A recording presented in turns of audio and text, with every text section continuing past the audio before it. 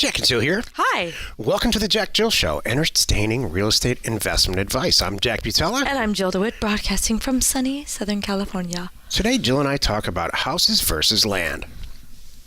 The number of parcels in any given county. How many houses are there? How many land parcels are there? Yep. This is a numbers kind of show, Jill. Are you preparing me? Is Yeah. that what the point? Like, Yes, I am. Do you have some caffeine over there? Out. Do I have some safety pins to jab in my fingers to keep me awake or something? I don't know. Where did that come from? I don't know. No, it came with that Carol Burnett thing I was watching.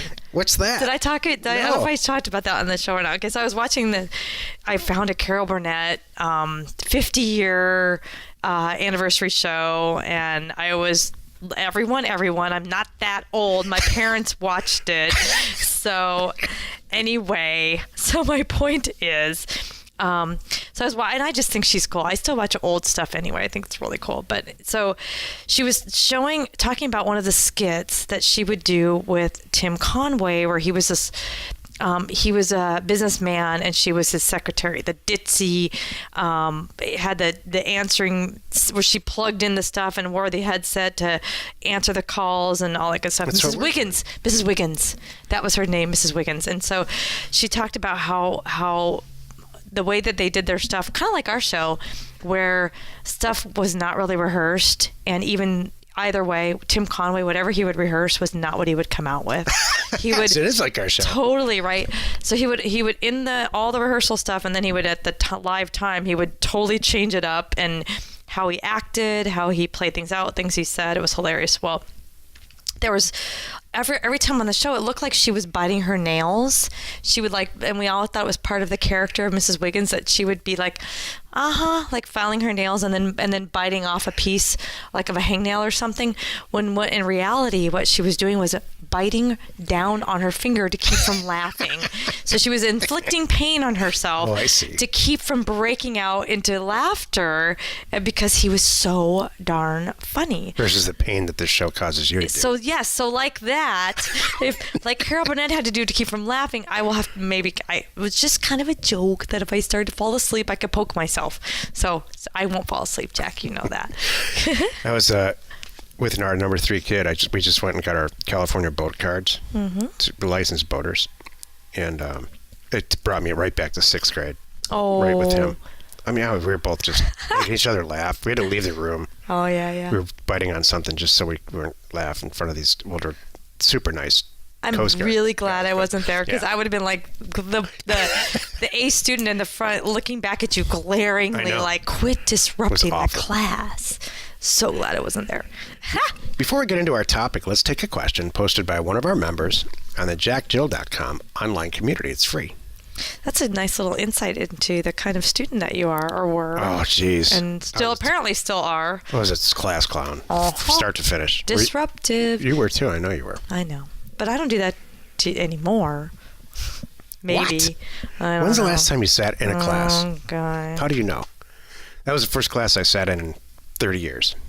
You know, I'll tell you why. Last class I sat in was years ago in a real estate school when I was, getting all the knowledge for that. That makes me want to stick needles in my eyes. Right?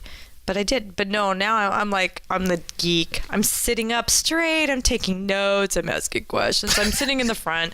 I have become that geek. So anyway. That's too bad. Sorry. I'm glad I wasn't there for that. No, yep, there you go. Oh, I would have made you laugh. Oh. Can you imagine us taking a class together? No. I would have sat there. I would have done everything. No. I would have pulled her hair. Well, it's like every single time we're in a seminar. You're a girl I like. Thank you. And every time we're in a seminar or group meeting, that's exactly what goes on. You're sitting there, writing funny things down and saying, "Can we go now? Can we go now?" That's what you do. We went to a podcast thing. Oh my gosh. We went to a national podcast thing in Anaheim. Conference. And we left 2 days early. And Jill said, "Why do we pay all this money?" You're like, "Okay, I'm done." Like, you know what? Like, what?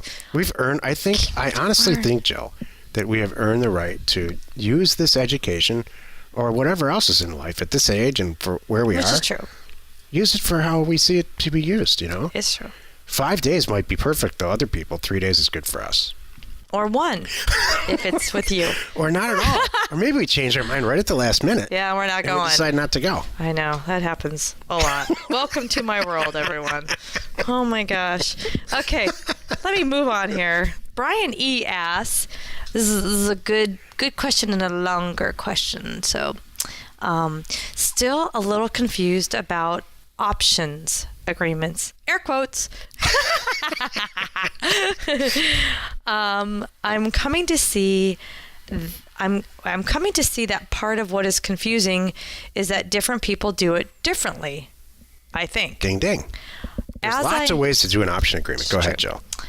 Brian writes, as I understand, I and the seller agree that I will buy their property with a purchase agreement and an options agreement that stipulates that I have exclusive rights to buy their property for a set period of time. Then I find a buyer who will pay that money plus my money. Once that third-party buyer is secured, he pays that price. After signing a purchase agreement and assignment agreement, I immediately buy the property from the primary seller and then mail both deeds to the county to have one recorded after the other. Either that or have a title company that will handle double closings and do it for me. That is, I buy directly from seller number 1 and as new owner turn around and sell directly to buyer number 3. Only I actually sell it before buying it and as such require the additional options agreement and assignment agreement, and thus avoiding acting as an agent for someone else. That's the big important part. I'm going to talk about that in a minute. You never want to represent somebody, ever. And you never even want anyone to have this thought. Right. That you're representing them in the purchase or sale of their real estate. That's not legal. That's the wrong way. That's what real estate agents licensing is for, and you do not want to cross those people. Right. And that's okay. Additionally, I could secure a third buyer and before receiving payment, go ahead and buy the property from seller number 1. That would seem to undo the need for an assignment agreement because I'm buying before selling. No, I am listed as the buyer in the primary deed and the seller in the second deed, right? The primary seller, obligor. Somebody went to school. Yeah, is not mentioned in the deed to the assignee, right? Okay, so let me paraphrase, if I may, Joe. Oh, please. The first way he mentions is the kind of the formal in-school way. You find a guy who wants to sell a piece of dirt for 10 grand. You know it's worth 20. You have him sign an agreement that says that you are going to purchase the property, but you're going to market it and stuff. And when you find a buyer, you're going to do the deal. And he signs it, and he thinks that's a good idea. And so do you. And you go market it, and you find a buyer for $20,000. The $20,000 guy sends you $20,000 or sends the escrow agent $20,000, and you complete 2 deeds. One deed that conveys the property from the $10,000 guy to you, and one deed that conveys the property from you to the $20,000 guy, and you record them both just seconds apart. You send them both in the same package. That's an option agreement. The second way is what Jill and I do, is you just buy the property. Mm-hmm. There's no option involved at all. Mm-hmm. You know that you're going to sell it for 20 grand. If you don't know you're going to sell a $10,000 piece of property for 20,000, don't buy it. Mm-hmm. Don't option it. Don't horse around. Mm-hmm. So the first way, you need to make sure that it's recorded in your name, even if it's for just seconds. Mm-hmm. Even if you've owned it for just seconds. That way it proves you're not representing the person. That's you're right. not just in the middle there. That's right. It doesn't go from A to C, and they don't even know each other. They have, a lot of places, or of each other. Assigning the deal to the actual buyer, and then he pays you, that's where you start to get in it's gray. And there are certain places that really frown on that. So you want to make sure that you are you want to avoid it all, get yourself a partner. Mm-hmm. If you don't have the dough, get yourself a partner that understands your business, our business, that says, you know what, I know, I looked at all the data too, and it is worth 20 grand. Let's do this deal.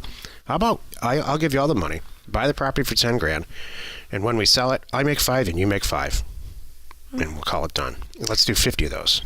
I want to back up on the first one, though. It's not, sometimes I think we're creating more work for ourselves. We don't have to make it this difficult.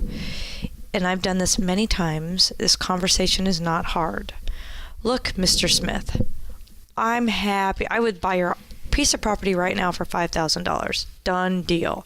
I have the acquisition funds. I can pull this trigger. I can do it right now. $10,000 is too much right now. I don't have that much funds, or whatever the reason is that you're not acting on it, kind of thing. I'm not so sure. That's a little higher. But here's what I will do. I'll go out and market the property, see if I can get your $10,000. If I can market it and, get it and, kind of thing. No, you don't. That's how you go to prison. No, but then maybe I'm saying it the wrong way. I guess I'm using the wrong terminology here. All right, Jack. I appreciate your sentiment. I really do, Jill. And it is, we have all done some version of that, but documented that it's not the case. So I'm using the wrong words. You want to make sure that you tell the person that you're buying it. You're the buyer. And maybe you might have signed the contract, but the net effect to them is that, we're not representing you. You want to make them sign that too. Which is true. We are not representing you in the sale of this property. All right, I'm using the wrong terms. Never mind. That's all. All right. I really want to clarify this, and I had the producer choose this question intentionally. Because it is confusing. It's causing some problems. In a very isolated way. People are really asking, like, what? What do you mean? And so Jill's right. It's not complicated. But it does have to be documented. Well, you bring up a whole other point, and this is I see this because I see this in other online communities too, where people don't really understand what the definition of a wholesaler, and they don't understand the definition of this and that and stuff. So the best way is really to keep yourself out of trouble, and like Jack said, buy the dumb thing. Buy the darn asset. And if you can't afford it, ask the guy how urgent it is. If it's urgent, go find somebody with the money. Again, this is not hard. That's really the best advice. And then advice. B, if you can't afford it right now, there's nothing wrong with telling people, and we have done this, I will have the funds January 15th, because you're going to sell some whatever stuff that's, say you have things going through the works right now. Right. If you tell the guy and you can work out an agreement where I can act on this day, does that work for you? Fine. Or say, look, I can afford $5,000 right now or $8,000 in January 15th. Which would you prefer? Let him decide too. So put all that aside for a second. The whole point here, forget about legal anything and deal structure. The whole point is for you to be independently wealthy here. So if you know how to buy cheap real estate or undervalued real estate, get yourself a money partner and eat it for a while. Damn, I could have made $10,000 on that deal. I only made $5,000. If I only had the money myself. Right. You only have to do that for a while before you start to have your own money. Mm-hmm. And all the while you're practicing with someone else's dough, by the way. You're going to completely be in total compliance with the law and the local rules, accumulate a bunch of money, eat a bunch of ramen noodles for a year, and then you're in business for the rest of your life. And you don't have to use anybody else's money. I would like to add, this is more common than people realize. More often than not, when people get into this and they learn about us and they start, sending out mail and they often have more deals than they have money. And it's so great because I think that's one of the things that people come into this fearful of, like, oh my gosh, I've been struggling finding deals. Does this really work? And then in 5 minutes, after one mailer, they go, oh, never mind. And they don't say that ever again. Right. Next thing you know, they're like, they're in the back of our Land Academy or Land Investors website. We have a back area for just the members. There's so much going on in there. It's only you have to be a member to get in there. It's called our deal board, and there's so much happening right now, all day, every day. Even on our member call, people are going, I don't have the money to pull the trigger, and 3 people go, email me. I got it. We'll make this happen. I call them lurkers. Yeah, there's so much. Finding the deals is not hard. What we're describing, and if it is, you send out more mail. It's not, the concept of a 24-month millionaire. Yeah. So I'm not sure that you should be doing a $10,000 deal anyway, if you don't have the money. True.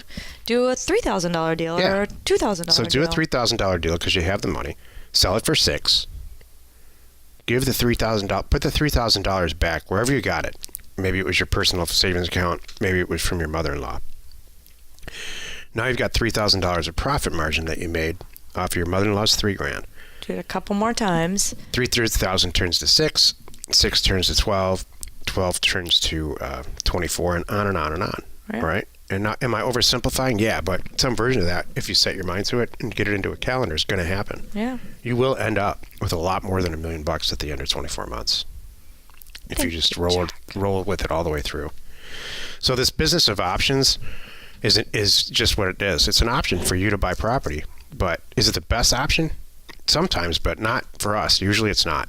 Right. And I'm trying to clarify that really clearly. Exactly. It sounds cool. You don't need any money to be a real estate investor. Yeah, you really don't. But you want to stay in compliance no matter what, and you want to do stuff right, even if it means making less money or taking a little more time. Right. I'm okay with that too. I tell people all the time, save up, do it right. Hey, it's all out there. The deals are out there. You just got to get organized and get in front of the right people. Exactly. Get in front of the right sellers and get in front of the right money people. Exactly. Today's topic: houses versus land. A number of parcels comparison. So what does that mean? This is the meat of the show. In any given county, there's X amount of parcels in an assessor's database. He really looks at that closely because that's what the treasurer sends tax notices out on every year. So in any given county, there's lots of different types of property. There's vacant land. There's land that's like in between two houses, which is called an infill lot. There's single-family houses, like we all know.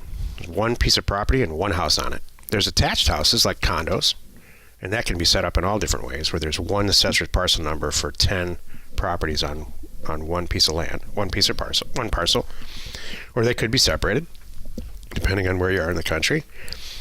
There could be a mobile home park that's got 100 units in it on one parcel where you're renting, or it's got separate APNs. You get my point. And then there's 2-unit apartments, duplexes, quads, and on and on and on. And then it goes up from there. Jill's falling asleep. Totally. There's strip malls, commercial property. You're getting very sleepy. I am. Nobody's driving at this moment. They're like, wake up, wake up, wake up. Don't have a Here's car. the numbers. Don't Here's fall the asleep. numbers. Go ahead. I got to thinking this because, we always say never just send letters or offers to back tax property. Just send it to everybody. Right. So then I start to think, well, how many letters there? How many opportunities are we actually really missing by just sending it to landowners? What if we did send it, took our own advice and expanded to into houses, which we have been doing for years, but we don't talk about it. And now we are. This is how House Academy came about, because I started running numbers going, ooh, wait a minute. We're going to ramp this up. Here's the numbers. There's 150 million properties in this country, give or take. There are 90 million houses, single-family residences that are either detached or attached. Is that included in the 150 million or separate? There's 90 million of those, and it is included. 90 million of the 150 million, which is almost 62%, are houses. There are livable structures on them. That excludes the following: mobile homes, apartments, all of that. It excludes everything. This is just houses and condos. Okay. So what does that really mean? Well, let's just use Los Angeles, for example. In Los Angeles, there are, I'm pulling up data while I'm talking, 2.4 million properties, give or take. LA County. Almost 1.5 million of those. 2.4 million. That's a lot. I know. Which is the biggest? When you're going to get to that, I'm sure. There's 2.4 million in LA County. There are, of those properties, almost 1.5 of them are either houses or condos. Okay. That leaves the remainder, the balance of that, is almost 950,000 pieces of property. So there's way more developed addresses and opportunities, let's call them, for us as investors. There are more houses and more condos to flip, for lack of a better description, than pieces of land. Think about how successful we are. We're about to triple that. That's my point. If you're an experienced land investor, or if you're an experienced home investor and you want to expand or find a different way, this is perfect for you. I'm not selling you anything. I mean, don't do it. I don't care. There are people lined up right now waiting for us to release this Land Academy program. And I'm just being real straight. The here. emails that we're getting, I'm like, okay, we're working on it. This is like Land Academy all over again. We're getting there as fast as we can. Pre-purchase orders, actually. So my point, that's not the point. of this whole topic is not to sell anything. It's to just look at the data, the raw data. Jill, dream up in a county, anywhere, state or county. I did the whole country. Tarrant County, Texas. How do you spell it? Tarrant.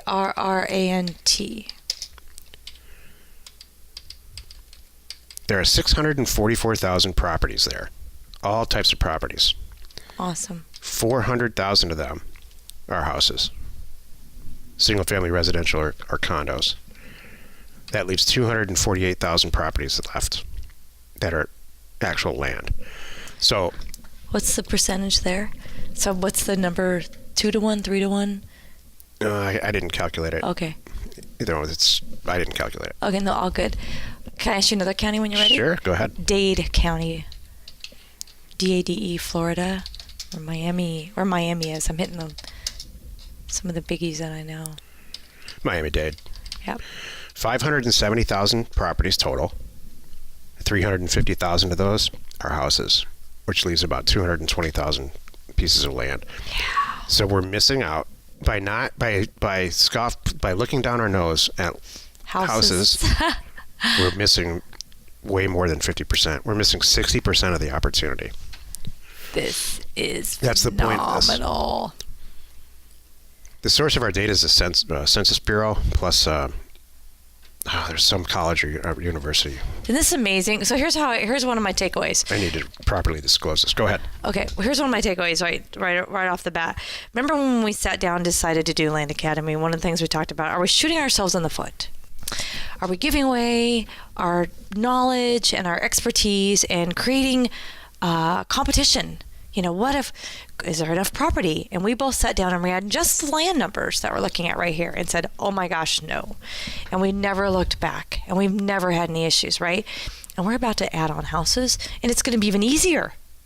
I mean, really, when you look at the numbers, because the number of properties on the planet for land, we're all just doing just fine over here doing land, no problem.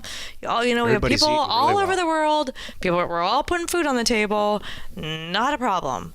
And now we're going to make it. We're now taking this to be something's potentially even easier because there's more fish in this little pond.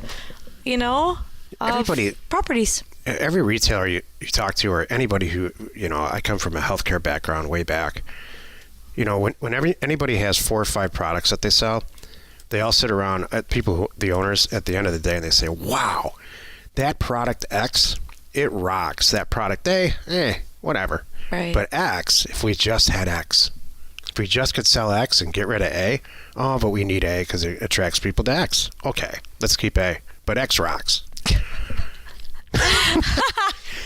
People at Walmart do it. People that place stuff. If you have if you have 5 apartment buildings, you have an X apartment building that rules, and no one ever complains, and you just collect a check every month. And you have an A apartment building that you just wish you could kill. Right. That's my point here. Yeah. Land for us has treated us really well, and it's not past tense. It continues to treat us well. Jill and I just bought a property in Pennsylvania that it has right out of a postcard. It is. It's pretty. For $800. It's really pretty. It's got 2 roads on it with a creek running through it. Mm-hmm. I mean, it's picture perfect. Anyway, land is great, but why not have a product A and a product X? Mm-hmm. We're not losing money. Exactly. Let's add some products to it. Exactly. It's just going to be even easier now. It's a logical extension. I love it. The guy that put these numbers together, his name is John, Grumbine, and he creates custom tabulations based on census data. And he put this all together using something called ACS, American Community Survey, from 2014. So it takes 2010 data. The census is every 10 years. The next one is 2020. And then he updates it through that. And he also used something called PUMS, Public Use Microdata Sample, from the U.S. Census Bureau. Is that enough disclosure? I think it is. and then, man, but you then, put his phone number too? No, I'm just, and we have no affiliation. No. And quite honestly, I took his numbers from there and then went to town. I went nuts on him. That's cool. So it's not just his. It was his basic data and the census data. But you see the spreadsheet here, Joe. Yeah, I'm not. I see around. it. another county. Let's see. How about Maricopa, where Phoenix is? Okay, that's a good one. Maricopa, Arizona. 1.6 million properties total. Wow. 975,000 of those have houses or condos. And the You remainder just- is 600,000. Based on the numbers you just gave me, it sounds like Maricopa County and LA County rival each other in size here with the properties. It's staggering that there are that many in Maricopa. Yeah, LA is way bigger. Is that wait 1.5? A million more properties, but it's also way bigger. But I guess. Maricopa County is still the Wild West. It's That's just true. not even close to being subdivided the way LA County is. What about give me up in Seattle? Well, let me go to Mojave County for a second, because Jill and I have literally made millions and millions of dollars from Mojave County. It's the example that we use all the time. The standard for land acquisitions and sales. It has been since the 90s for us. We don't do as much there anymore, but every time we use an example in our education program, we use that county. There's 260,000 properties there, which is a drop in the bucket. Small, exactly. 160,000 of those are houses or condos, and 100,000 properties are land. Isn't that funny? We have been killing it. Well, with the 100,000 How properties. many times can you send the bucket down the well and pull it back up and it's full? I know. And then it just keeps getting full. Exactly. Now the bucket's going to get that much bigger, or we're going to have 3 more wells. Exactly. It's awesome. This is awesome. Have I made my point? Yes, Awesome, you like have. in a true sense of the word. I love it. That was good. Thank you for sharing that, Jack. Well, you've done it again. You've wasted 25 minutes. Listen to the Jack and Jill Show. Join us tomorrow, where we discuss ramping up acquisitions for 2018. It's almost that time. Oh, yay. And we answer your questions, should you have one, posted on JackJill.com. Go there and find our online community. It's free. You are not alone in your real estate ambition. Okay, so that wasn't as boring as I thought it was going to be. I'm like, I want to play Guess This County. I want to play like it's like keep wanting to do more counties and more counties and more. What is Seattle, some by the more. way? Give me Give me some another. What is? I don't even know what's county. Seattle, Tacoma, SeaTax. I'm not sure. What is the name of the county? I'll find it. Cool. Yeah, I don't know. It's a good thing this is the after show. Exactly. County. King County, Washington. I did not know that. You're going to have to cover for me here. I am. That's all good. Go ahead and Dun, talk. dun, dun, No, dun. no, not Oh, with sorry. that. Okay.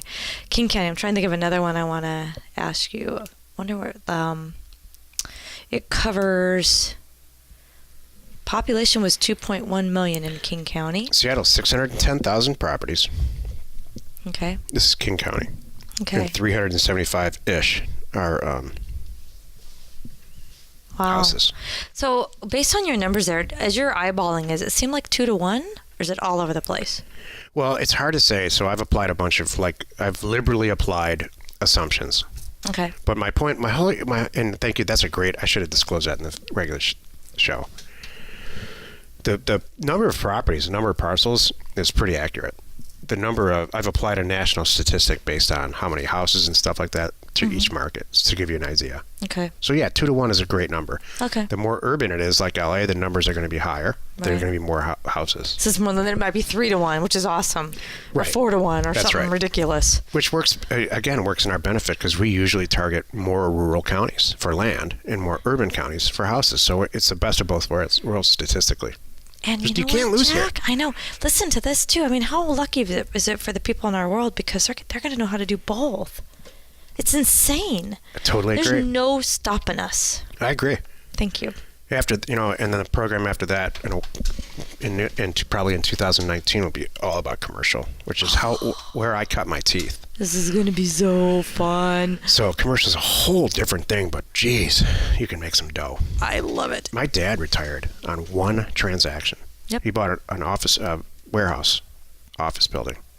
I bet, One transaction. The rest of his life. Jack, you know what's interesting? I bet we have people in our community right now that could do that, but they choose not to. We have a lot of professional commercial real estate acquisition people that are doing this on the side for themselves. That's what I did. But you know what I mean? Yeah. Do you know my point? Uh-huh. I can name a few people right now that could be done and out and retired and happy, but they're just like, oh no, now this is fun. It's like, bring it. They could be I don't retired. know what I would do in retirement except this. I know. Exactly. Oh boy, share the fun by subscribing on iTunes or wherever you're listening. And while you're at it, please rate us there. We are Jack and Jill. Information and inspiration to buy undervalued property.